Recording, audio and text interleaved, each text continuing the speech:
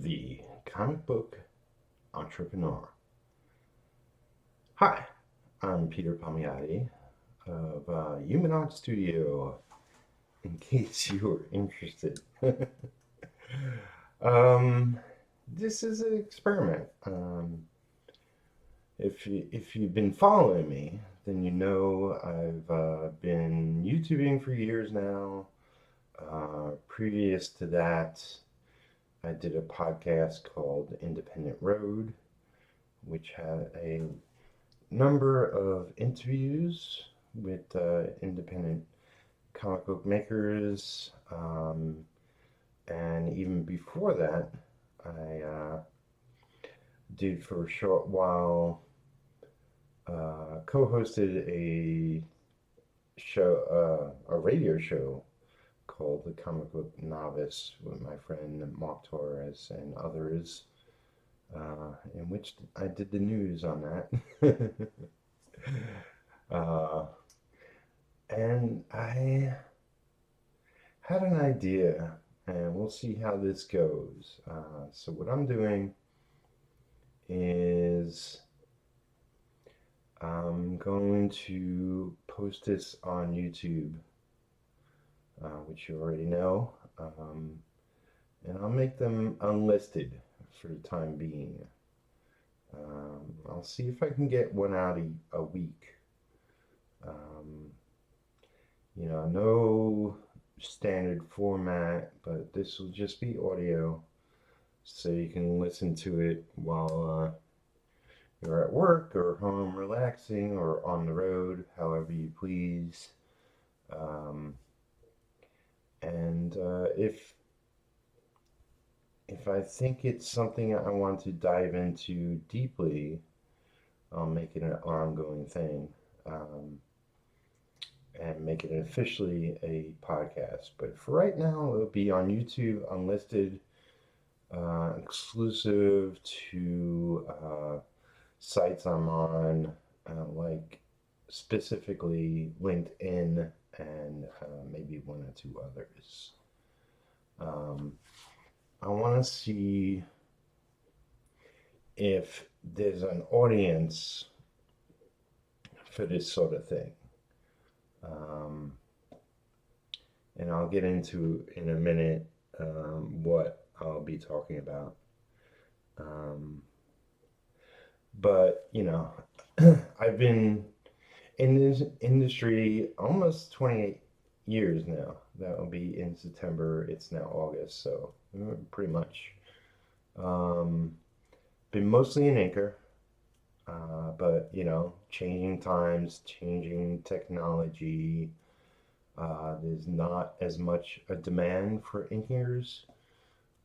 It's specifically a comic book thing. Uh, so I expanded my horizons and I'm still learning a lot, but I'm diving into writing and penciling, as well as continuing my inking and creating my own characters in books and collaborating with a lot of other people, all of which you could check out my YouTube channel and check out my other videos and hear more about all that stuff. So Human Art Studio is my studio name. Has Comics will be my comic book line. Its full title, Has Comics Dude, because I'm goofy like that. So yeah, the comic book entrepreneur will be about maybe a little bit about my journey publishing comics and trying to make it into a real business. But it will be a lot of my thoughts on, it's a small niche. Comic books is a small niche, and there's Marvel, DC, then there's everybody else. There's a couple of big names as far as independent publishers. Like for instance, you have Image Comics, you have Dark Horse comics that have been around a lot longer. You have Boom, and I'm not not totally tapped in to everyone, but there is Alternative Comics, which is sort of a shining light as far as I'm concerned, as to what they're up to and what they're doing. Um, and I hope to fit in there somewhere. I am not looking to publish 1,000 books, but probably um, a dozen a year, and I'm looking to do it as a quarterly, and if it's successful, then I'll go bi-monthly, and if it's really successful, I'll take the leap and go monthly. But that's super crazy, and I gotta be making great money doing this. So yeah, I mean, comics it's a small niche. Obviously, there's a lot more talk about comic books, specifically in the movie arena and TV arena, and now even streaming arena, um, or medium, as I should say. Uh, is a lot of money being thrown around making these comic book characters into, big screen characters. And uh, not much of that money is being thrown back into the comics, to be perfectly honest, at least from my point of view. If you know otherwise, comment below the video. Maybe I'll, if I make this into an official podcast, um, I'll see if I could set up a page where people can comment their thoughts. But for right now, since this will be an unlisted YouTube video, just audio, you can comment below the video, and yeah, let me know if you're in the comic world industry, or even, I mean, if you're running a comic book store or a bookstore, somehow affiliated, or if you're just a fan, with some knowledge or just some experience running through the internet, soaking up information. Maybe you're more in touch than I. I used to, back in the day when, I was growing up reading comics, 60s, specifically 70s, 80s, 90s. I was reading a ton of comics and had my finger on the pulse of everything going on back then. Now, not so much because I'm just too busy, pretty much working 7 days a week. And I mean, that's okay. I freaking love the medium, and I'm just more on the creative side and don't have as much time to experience everything from everyone. It just makes sense. Don't hate it. I love it all. So yeah, this podcast will be about uh, my thoughts on how this small niche not only can grow, um, from what it is currently, because it is still about, comic book fans, and while they're a lot more diverse, because the comics are a lot more diverse. It's still a small niche, because it's a very, particular thing. It's, uh, every sort of media has gone through major changes and growing pains. in the last 10, 20, 30 years because of and the advancement of technology and changes within all that. Um, Heck, even movies, for that matter, have taken a blow because there's a lot more options available and a lot more people throwing out throwing keep. Uh, Let me put it this way.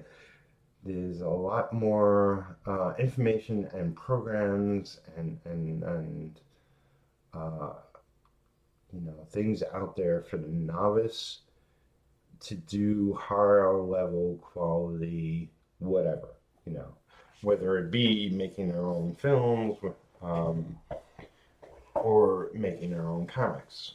So because of that, there's a ton more, and there's no longer any one source you can go.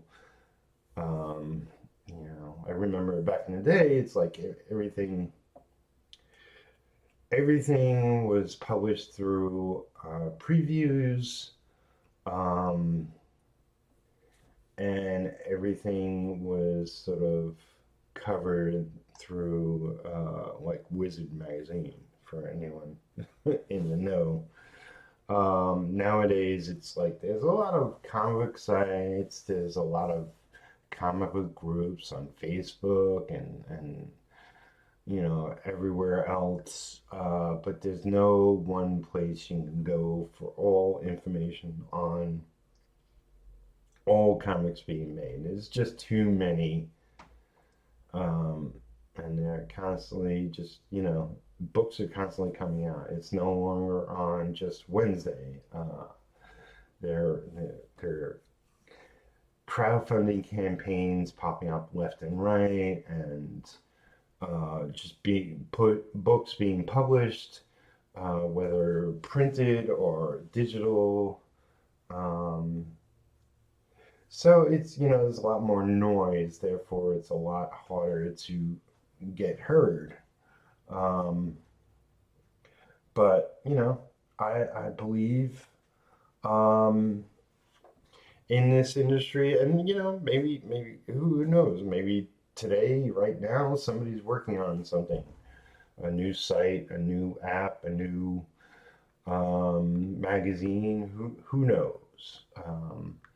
But for the time being, you really, if you love the medium, then you really have to look around. You really have to, collect, bookmark a lot of different things in order to get the full spectrum of what's available out there. And, this is true not only in the United States, where, I am specifically living in Kentucky right now. I'm from New York. I was born and grew up in Brooklyn, but I lived and had apartments in Brooklyn, in Queens, in Staten Island, and even briefly in Manhattan and the Bronx. So you can call me a five boroughs kid. But yeah, now I'm living out in Kentucky. I moved here because it was cheaper. It's like, you know, to live in New York, I felt once my parents passed away, I'm one of four kids, five, well, I had a young brother who passed away when he was really, really young, but I have three other brothers, and they're all living in Florida, and I decided to move away as well, and that just happened across Kentucky. But enough about me. Um, so it's kind of like okay. Most people know eBay. Most people don't know Amazon. And if you're looking for anything, those are great places to look. Um, and there's a plethora of other places, but just focusing on those two. I know personally, my experience with them, if I'm looking for anything, I could type in search words, yeah, and spend uh, hours looking for things. I mean, if I'm looking for something specific, I can steer it more and more in the direction of what I'm looking for. But I can come across billions of other search options, and it's kind that's kind of how looking for comics like um, if you know the genre, you can say superheroes, you could say horror, you could say adventure or action or sci-fi or what have you. Or you can do a search specifically to a creator. If you went to say a comic book store or comic book convention, which is there's plenty of both, and came across a comic and wanted to look up a creator and see what else they were up to. Maybe that specific creator doesn't have a website or, is not on Facebook. Not everybody is, it seems like everybody is from my point of view, but maybe not everybody is. That, you come across a random comic um, and search them and don't come up with all information. So you go on eBay, so you go on Amazon, and um, a lot of times when I search for people specifically, what will come up is like, you know, search options based off their first name or search options based off of their last name. And it has nothing to do with the specific person I'm looking for. And it's freaking frustrating. Um, so yeah, I mean, I'm personally hoping that there will be more of a guide for independent comic book creators out there one day. Um, now it seems like the only option available is to build something, for us creators to build something of our own and just build it up uh, while gathering an audience is like the best option. And you can, excuse me. Oh, apologies. I'll try to edit that out. I just sneezed. So yeah, it seems like the best thing to do is to build up our own personal audiences, and we could do that strictly from home. We could build up our Facebook, our Twitter, our YouTube, our whatever. There's a million sites, um, and it all helps to get the word out.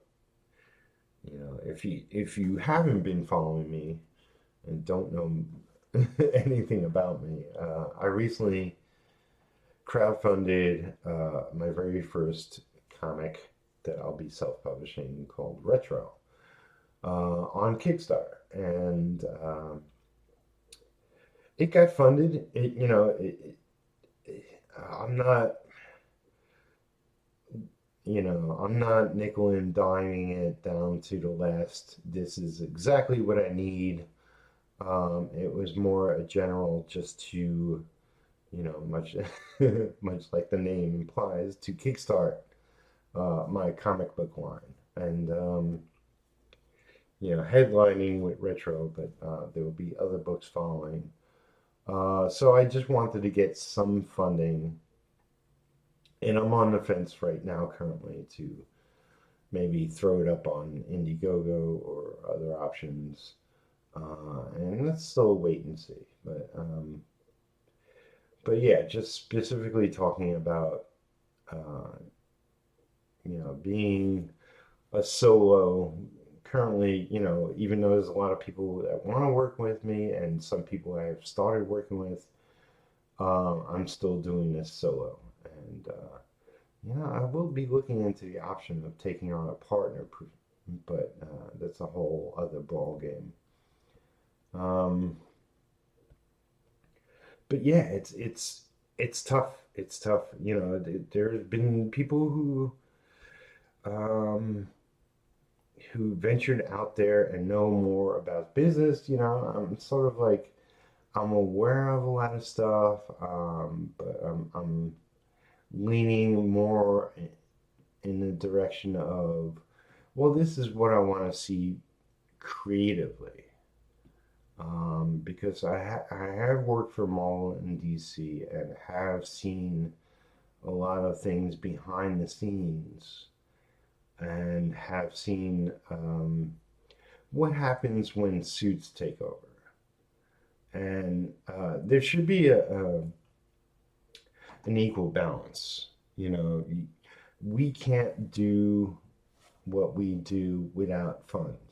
it's that's the bottom line, and this is part of the reason why I'm doing this, the comic book entrepreneur, because I want to find a way, find a better way, find options, find clues along my journey to make this work and not have to give up creative control to, in quotes, the suits. Um, because once that happens, then sort of the love and direction of the comic book characters gets lost to, well, what do the masses want?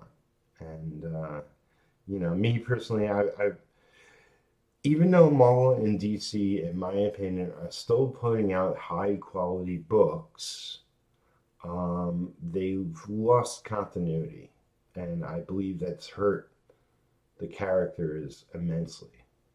And I could nitpick over the details of where I think they've gone wrong, and that leads into a rabbit hole of um, you know, so many things, yada yada, going wrong in the industry, whatever. It doesn't matter. I'm taking control of what I'm making. And there's things that I'm going to be doing and things I'm not going to be doing based on what I've seen. The major comic book companies, as well as other independent comic book companies out there.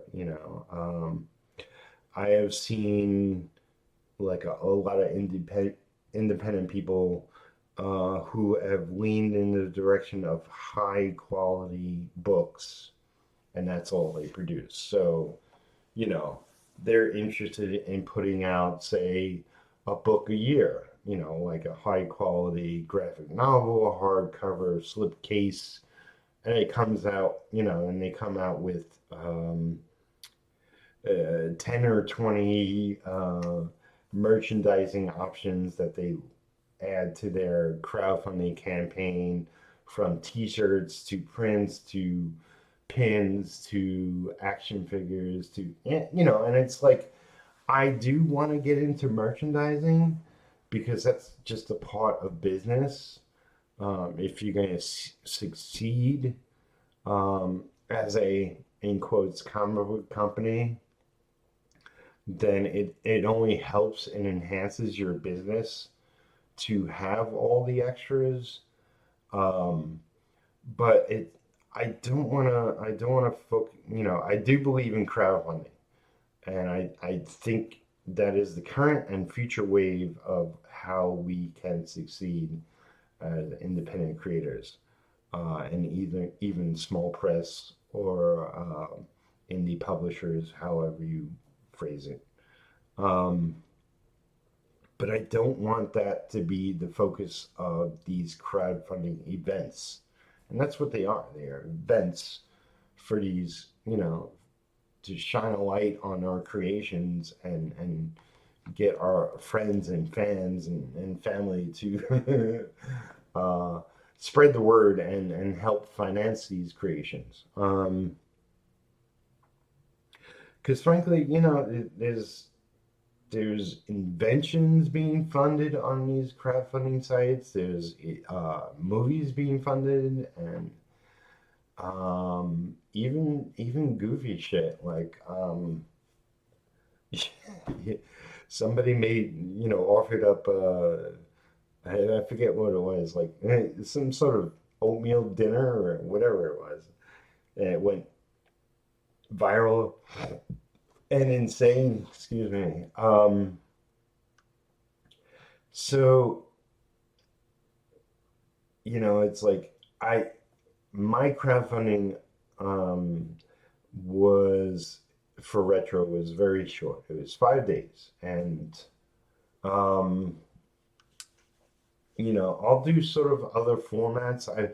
I've I've done crowdfunding previous to retro, and I've been a part of other campaigns, but that was my official first solo crowdfunder, and it is a format I want to repeat a lot going forward. But there are side ventures to that, like I mentioned, like maybe I'll do the initial crowdfunder for 5 days on Kickstarter and spin it off into a crowdfunder that won't be as intense, but it will be out there for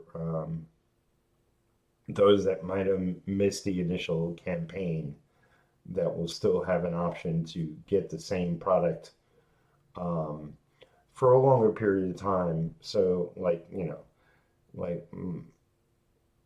I'm still not sure, but to have retro available to other people for maybe 30 days, maybe 60 days, um, so to get the same product.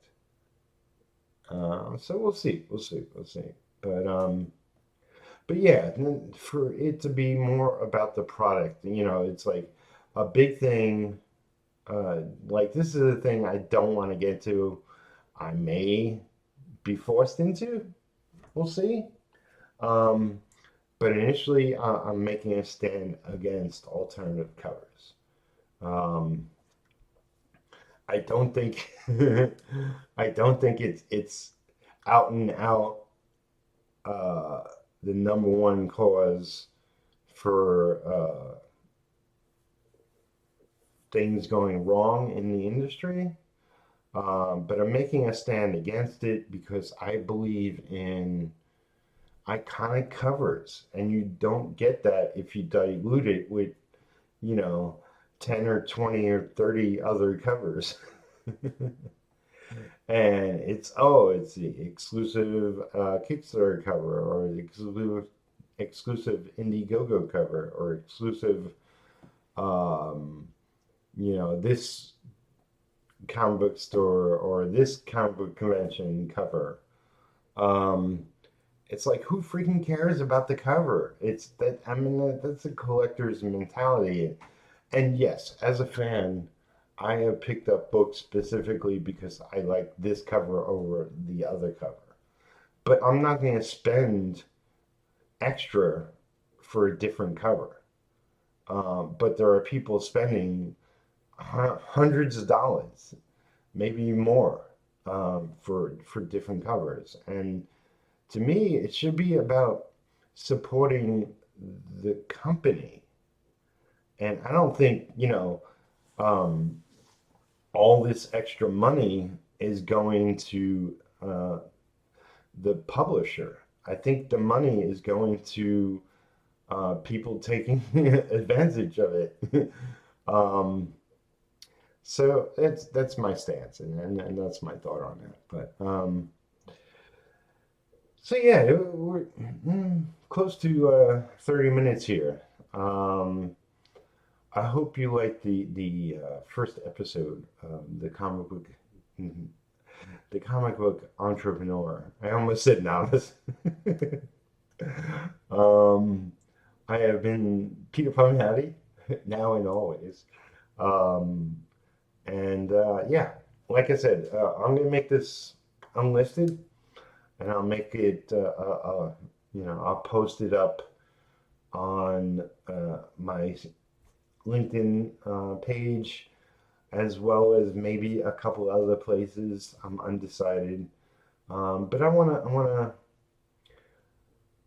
reach out to a small audience and see just how many views this gets before I decide to definitely do it as an ongoing podcast, and see if there's a audience out there for it before I take the full leap.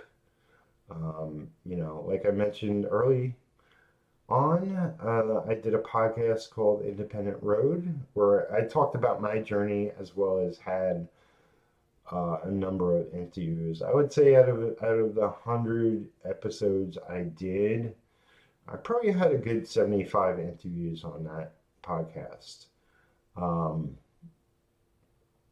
and I don't plan to do interviews per se. This will just be me talking my thoughts out there. And So yeah, if this interests you, then let me know below, like I mentioned, and we'll see where it goes. Let's see if it picks up speed. So this is, I guess this is what they call a beta episode. Uh, and if I make this a thing, then you know, this this will go unchanged live, I guess, and become the official alpha alpha episode, or whatever the premiere episode, um, whatever the change would be. um, so yeah, I had fun doing a podcast format again, and yeah, I'll make this go live if I decide to do it. So I'll try this a couple of episodes. I'll try this 2 or 3 episodes and see if I get my podcast fever sea legs again, and make this officially a thing. Also based on your thoughts. So we'll see. Fingers crossed. Um, so there we go. Thanks for listening. Thanks for checking it out. Stay tuned for at least the second and possibly third episodes, and see if this becomes a thing. Thank you. All right. Goodbye, everybody. And if you're a comic book maker, then good luck. Um, the real purpose is that I want to see people making a good living out of this. That's my main theme and thought on this going forward. Um, like many of entrepreneurs, you can have a successful business, but there's no reason why us comic book creators can't uh, get a piece of the pie and make crazy money as well, like other creators. Like, there have been startups making millions, even insane into the billions of dollars. So why can't us comic book creators make the same amount of money?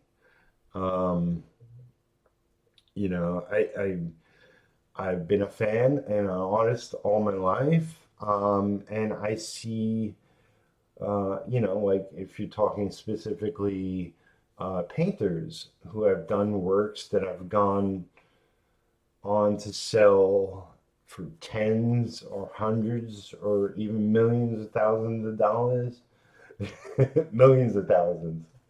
Um, why can't comic book creations go for the same amount of money? We put as much passion and more work into what we do and what we create. And there are a lot fewer people involved in making a comic than, say, making a movie. Um, but it's not the amount of people. It's not it, it there's no like, because there's more people involved in making something, that there's more money returned to it. No, it's there's earth earth uh life isn't fair, and there's no mathematical equation saying this deserves that. Because you look at sports, there's a lot of great kids, men and women, getting into sports and getting crazy deals for millions of dollars. And they deserve everything they get. I just want to see people within comics overall making better money. So that is what this podcast is about, and we'll see if that happens. All right, everybody, have a great day. I'll talk to you soon.